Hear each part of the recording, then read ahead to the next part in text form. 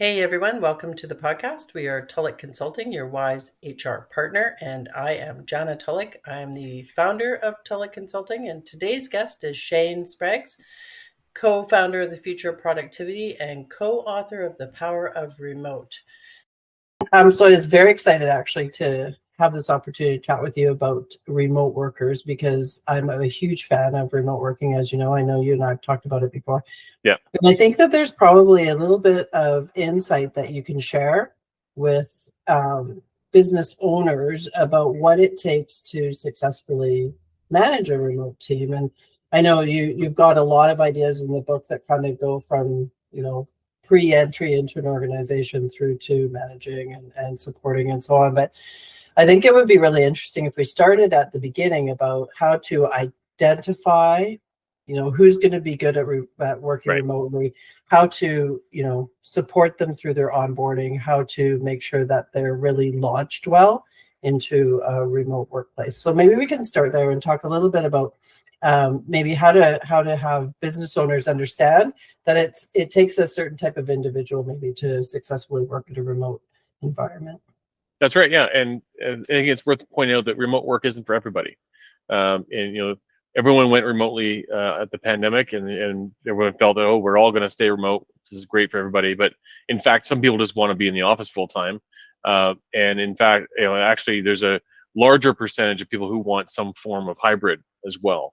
And so I think we'll see as days go by and businesses evolve, there'll be a separation between, there'll be some offices that work in the businesses that work in the office, and there'll be some fully remote, and there'll be a mix of people who offer a hybrid, and then a new breed of companies that are remote first, which don't really care where their employees are, and they have a way to work with everybody.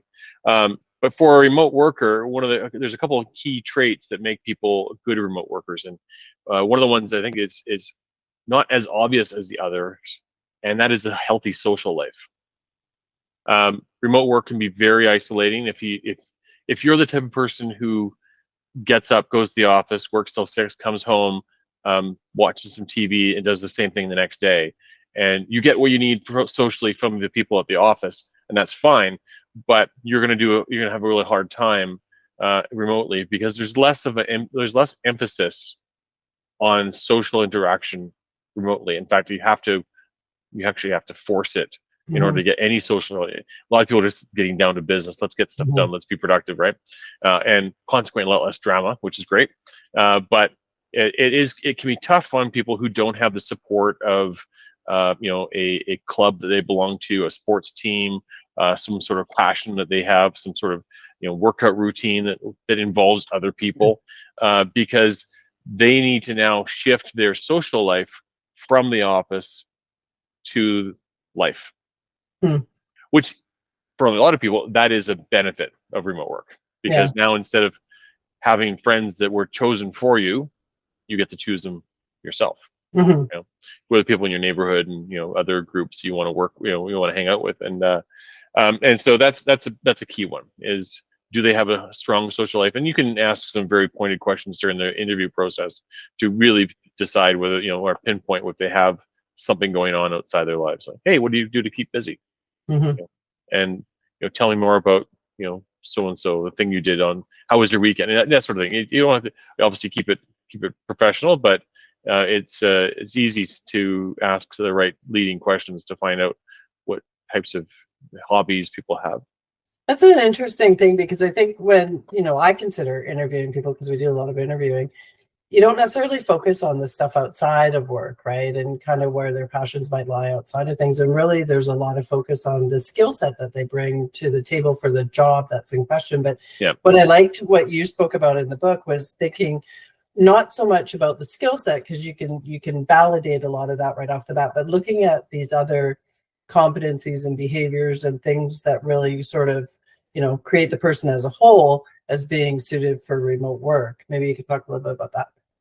Yeah, and so some of these are, do they have tech skills? It should go without saying that if you have a tech issue, you're kind of by yourself in your house, and it's not just problems. It's not just issues that come up with your technology. it's the ability to figure things out on your own. In an office, you have people leaning over your shoulder all the time. Oh yeah, here's this combination of keys that does that thing you wanted, you know. Or you walk around and you might see somebody with something on their screen. You ask them questions, and you learn by osmosis around. And so remotely, you have to have a bit of a curious mindset and be willing to see what that button does. I don't know, but so I want to see what that does and click on it, and I trust that I'll have a way of backing out whatever mistakes I cause. And I know people who are too scared to discover functionality in software that it limits their understanding of how things work, right? So having a curiosity around how technology works is really important, and having a general understanding of how technology works. Like, basic things that people take for granted, like what's a file, what's a folder, where does stuff live, what is the cloud, and it sounds basic, but there is a large percentage of public who just don't know what's actually happening underneath the silicon. And so that's a big one. Next is communication.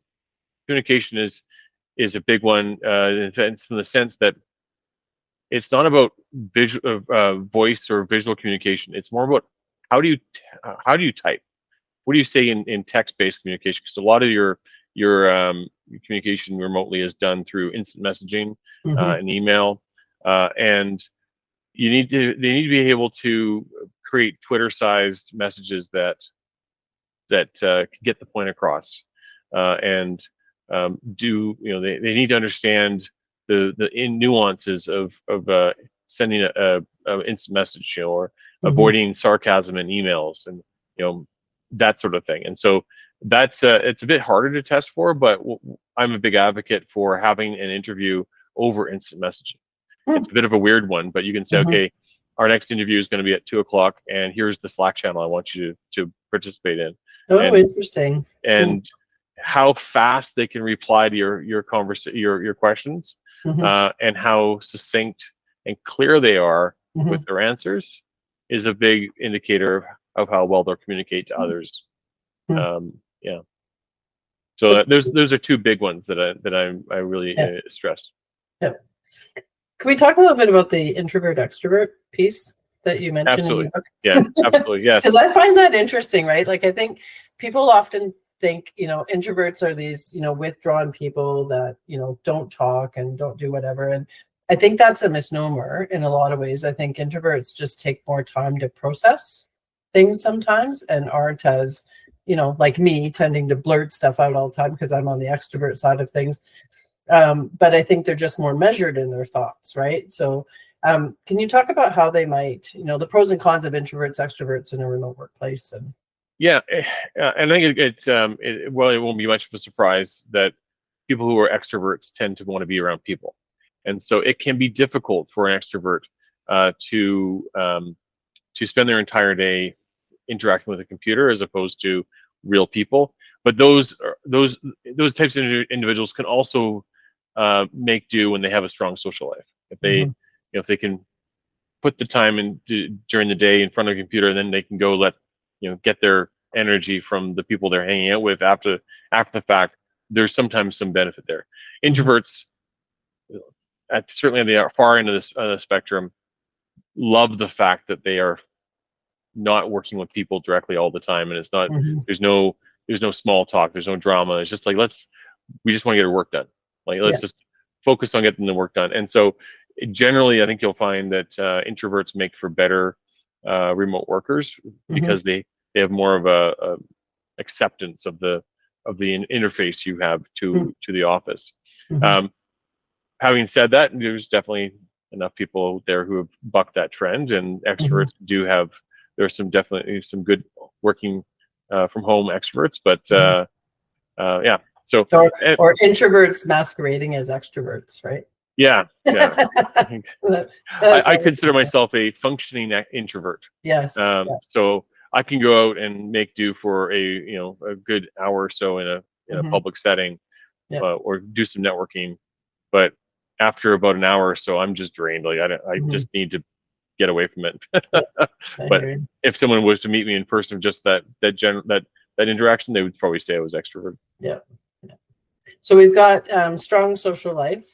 We've got innovation, curious mind. We've got, I think, problem solving, based on the tech savvy. So because you mentioned tech savvy, but I see that kind of as a problem solving skill, like able to tackle stuff on their own, right? Without, asking the questions first, but trying to seek the answers first. Curiosity. Yeah, curiosity, a curious mind, and so forth. Yeah.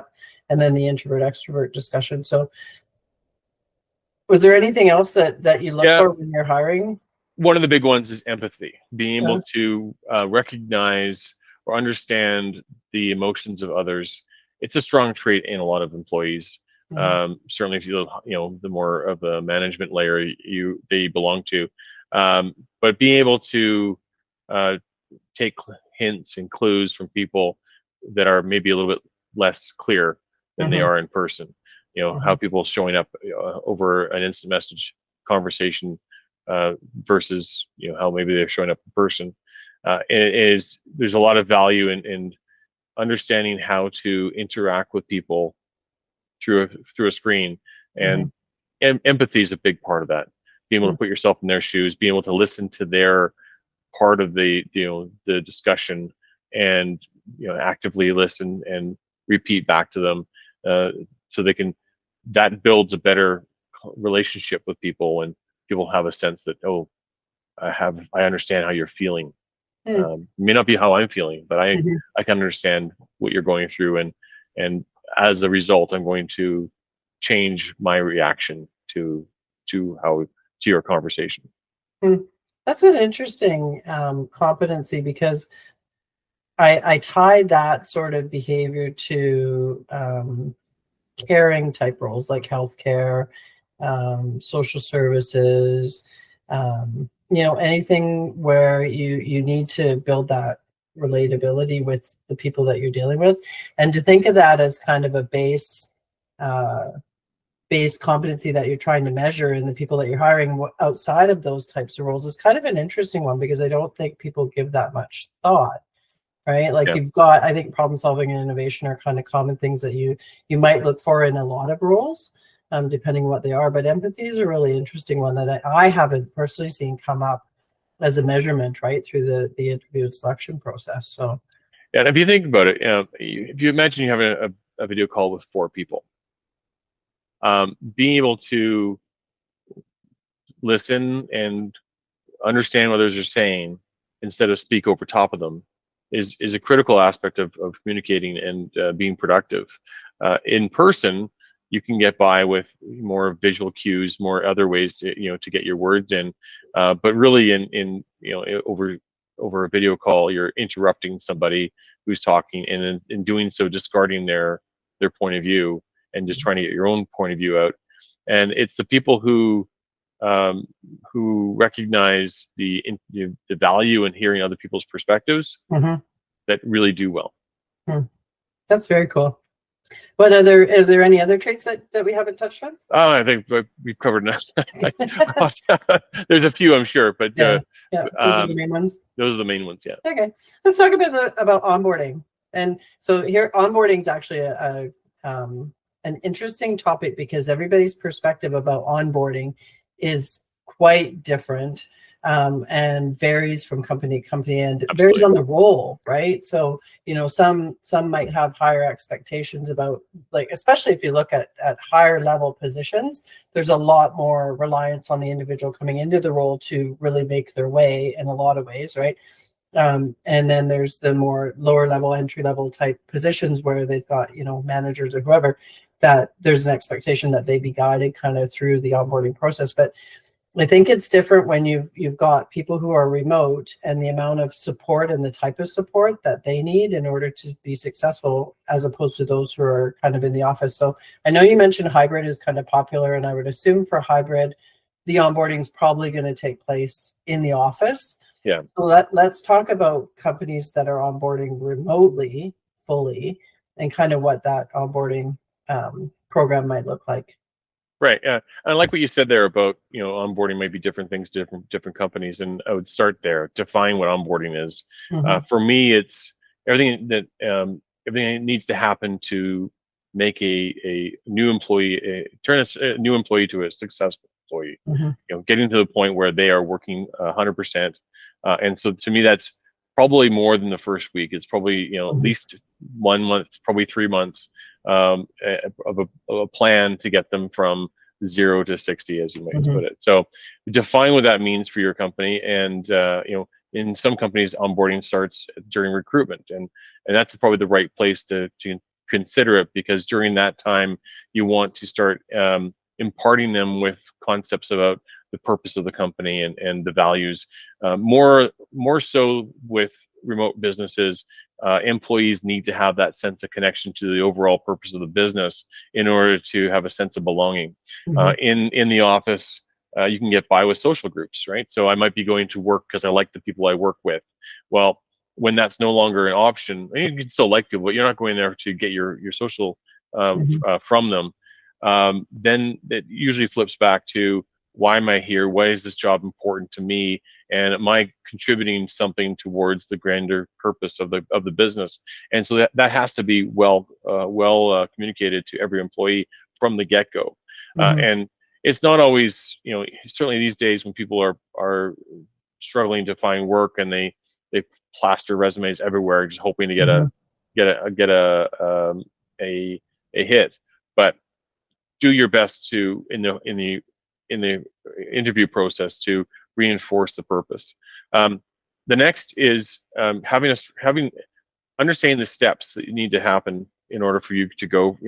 What's this first day look like to probably month 3?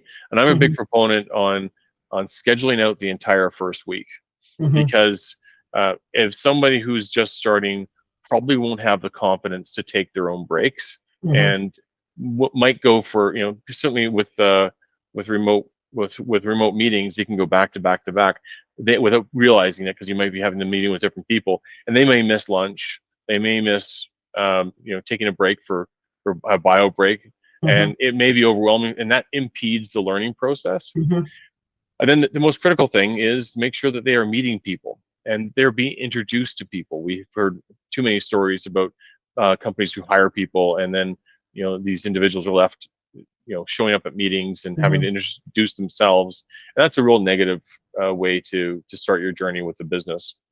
So establish an onboarding buddy, somebody who is there but not part of the process, not a manager, not a subordinate, someone at their level who they can connect with.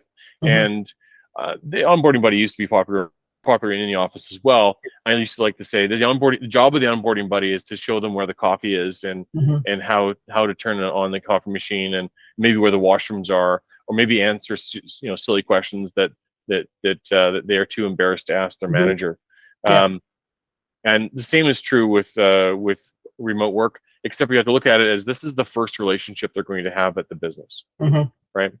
And so schedule, like I mentioned, schedule the entire first week. If you don't have an onboarding plan, start by just listing off all the things you need to do and how they're going to learn. A good onboarding plan might just be a series of bullets of all the things they have to learn, and then where they get that information.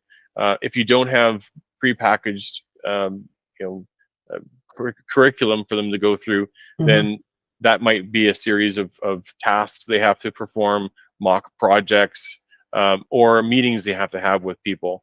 And then when you have all that figured out, every time you go through an iteration with somebody new, just ask them how it went, and then make improvements to it. Every time we've gone through somebody new, we always learn something to increase and improve the onboarding process. But if you start with just a list of all the things you need to teach them, it's very straightforward. What are the things that you need to learn? And then one last bit for me that I really enjoy is the have them meet with the hiring manager on the first day, and the hiring manager can go through the onboarding plan with them, and then ask them, what do you hope to have done in this first week? Then schedule that first meeting at the end of the first week, and at the end of the first week, ask them, well, what do you hope to do, and what do you hope to achieve the next week? And you do that for the first month, every week, and then at the end of the first month, you do that for the next month, and then you do it for the next third month, and then you do it for the next quarter, and before you know it, you have an onboarding. So you have a performance plan. Mhm. Here are the things I hope to accomplish. And in an ideal world, the goals for those slowly become the employees as opposed to being dictated by the company. Yep. There's a bunch of stuff there. Let's talk a bit about technology and how technology supports remote workers, because I think, especially when COVID happened, there were all these companies that had their infrastructure and tried to go remote, and just it blew up because they did not have the right tech to support remote working, and they were really struggling with ramping that up quickly. There were other companies who were, not badly positioned because of the tech that they were currently using. So can we talk a little bit about sort of what tools are really important to support remote workers? Yeah, absolutely. Um, I mean, the central piece of it is the instant messaging platform, Mhm. more so than email. Any company that does its business on email struggles Mhm. with remote work, because you end up having more conversations over email, and email's not built for Mhm. conversations. It's not built for discussions. I like to say that use emails for facts. That's all you should use it for. And if you are sharing new information over email, you're doing it wrong. And the instant messaging platform like Slack or MS Teams. MS Teams is far more popular than Slack now. Hopefully, we'll have a built-in feature that allows you to, quickly jump on a call. And one of the challenges that many companies had going remotely is that they ended up having far too many meetings. Mhm. Meetings exploded because instead of doing the casual conversations they would normally have at the office, people scheduled time for that, Mhm. and it doesn't take long before you aren't being productive. And so Mhm. a good instant messaging platform will help allay that by giving them a place to share their thoughts and maybe jump on a call occasionally. And Mhm. that's a huge skill for people to learn. The Mhm. other one that I'm a big proponent on is a way to keep track of action items. One of the gaps between a office environment and a remote environment is people tend to forget what they committed to Mhm. in a remote environment. I I like to think of it as it's being caused by the amount of distractions people have. Mhm. Whereas in an office, you might be having a meeting and you're focused in that meeting. You're there to talk to that individual. You're maybe writing down, some thoughts on paper, or maybe on your phone or in your Mhm. computer. But you're there to be, you're present. It's very hard to be present in a remote meeting. Even right now, I've got stuff on my second screen that's popping up. I'm like, Mhm. what's that? I got and then I've got my phone in my pocket. If someone Yeah. texts me, they don't know I'm having a conversation, Mhm. and it's very hard to maintain that. Even if I don't open up my phone to see what the text message is, like, I wonder who texted me, and I can spiral on that pretty Mhm. quickly. And before I know, I've forgotten things. So um, a good process we like to go through is you can record every meeting, get the transcript. All the major video tools these days automatically create transcripts. And then the next step, if you have the capability at work, other companies tend to have some policy around this. But if you can dump that transcript into ChatGPT and ask it to create minutes for you, Mhm. before you know it, you've got lovely Yeah. minutes. But don't stop there, because um, that's just another document people are going to ignore. Mhm. What you need to do is then take those minutes and put them into a task tracking tool like Trello or MS Planner. MS Planner's, I really like what they've done there. It's very bare bones system for tracking action items. It's not a project management tool in Mhm. that respect. It's a project execution tool, but it's more of it for maintenance and stuff. Mhm. Um, and and then assign someone whose job it is to manage those. And Mhm. by just adding the extra layer of support, where we are keeping track of people's commitments and reminding them of it, that helps remote teams be far more productive. And in fact, they can be more productive than in the office, because less things fall through the cracks. Mhm. I'm not sure, so there's a few tools that we talked about. So instant messaging tool, some sort of task tracking tool that's not individual but group based, and some sort of way to capture easily capture minutes from Mhm. a meeting Mhm. really help the remote ecosystem. Which goes back to your comment too about hiring people that are comfortable with tech. Absolutely. Yeah, right? absolutely. So Yeah. let's go. Just kind of as a recap then. So going from the hiring process through to onboarding, and then the support and resources that people need to be successful in a remote workplace. I think that what I hear from you is kind of an awareness that people who are successful working remotely are different, or may have different skill sets. I shouldn't say are different, but have different or additional skill sets that will make them successful, as opposed to individuals who thrive better in an office environment. And those individuals are curious, innovative, problem solvers, potentially introverted more. That'll be, I think you and I should talk about that more, because I find that really interesting. Able to learn, right? So they're able to take the tech. They're not afraid of the tech. They can learn about it. They can problem solve on their own. They're proactive, and great communicators. Yeah. Right. And then on to the onboarding piece. And it might be interesting to talk a little bit about selection, maybe in another conversation, but through to the onboarding piece, and making sure that starts before they actually get in the proverbial door, and having them understand the company values, the deliverables of the role, the expectations of the role, setting that first week out, as you said, like really documenting what the activities are going to be, introducing them to the team, making them feel connected to the workplace and to their colleagues, and assigning them a work buddy, through to making sure that the tools are there to support their ability to work remotely.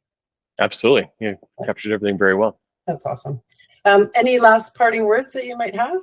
I think there's lots that we can talk about when it comes to remote work and all the little nuances. I think the important thing for most businesses is that the word is intentional. You have to be intentional with remote work, and it replaces organic. Anything you would say happens organically in our business, you have to say, okay, now how do we intentionally encourage this to happen, so that things like innovation and problem solving and communication with the team, all that has to be, you have to have a plan for it.